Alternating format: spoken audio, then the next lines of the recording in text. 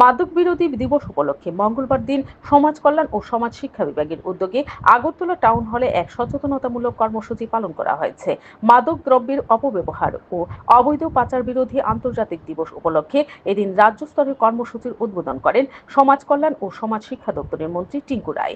অনুষ্ঠানে উপস্থিত ছিলেন আগরতলা পৌর নিগমের মেয়র তথা বিধায়ক দীপক মজুমদার। এছাড়াও বিভিন্ন স্কুলের ছাত্রছাত্রী এবং শিক্ষক শিক্ষিকা সহ বিভিন্ন গুণীজনেরা উপস্থিত ছিলেন। এদিন ছাত্রছাত্রীদের মধ্যে কুইজ কম্পিটিশন ও সচেতনতামূলক আলোচনা অনুষ্ঠিত হয়। এক সাক্ষাৎকারে মন্ত্রী টিঙ্কু রায় বলেন, মাদক বিরোধী আন্দোলনটি গণ আন্দোলনের রূপ নিতে যাচ্ছে। এর জন্য সচেতন রয়েছে সরকার। শুধু একদিন সচেতনতামূলক কর্মসূচি করলে হবে না। এর জন্য সবাইকে এগিয়ে আসার আহ্বান করেন মন্ত্রী Tinku Roy. Video report, BTV Tripura news. তো এই অনুষ্ঠানের মধ্যে দিয়ে একটাই আমরা বলবো যে সকলেই যেন এগিয়ে আসে। আপনারা মিডিয়ায় যারা আছেন বা আমাদের সাধারণ নাগরিক যারা আছেন, অভিভাবক মণ্ডলী আছেন, সকলেই যদি এগিয়ে আসেন তাহলে আমরা নেশামুক্ত সমাজ নির্মাণ করতে পারবো। আমরা শুধু প্রশাসনের উপরে নির্ভর করি বা আমাদের দপ্তর শুধু এটার অ্যাওয়ারনেস করবে বা বিভিন্ন অনুষ্ঠানের মধ্যে দিয়ে এটা সফল হবো এরকম না।